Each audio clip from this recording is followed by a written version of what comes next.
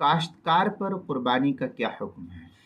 چنانچہ اگر کاشتکار کے پاس ہل چلانے اور دوسری ضروریات کے علاوہ اتنے جانور موجود ہے کہ ان کی قیمت 52.5 تولہ چاندی کی قیمت کے برابر یا اس سے زیادہ ہے تو اس کی وجہ سے قربانی واجب ہوگی، اور اگر ایسا نہیں ہے اور دوسرا کوئی مال بھی نہیں ہے تو قربانی ایسی صورت میں پھر اس کاشتکار پر واجب نہیں ہوگی۔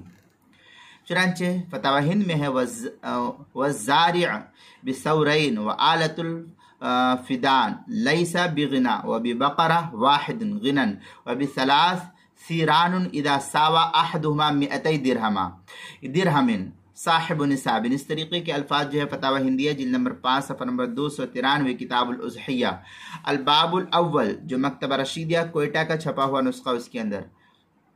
اسی طریقے سے قربانی کے مسائل کا انسائکلوپیڈیا اس کے حروف تہجی کاف چھوٹی کاف، عنوان ہے کاشتکار، صفحہ نمبر 133 پر اس کو نقل کیا گیا ہے۔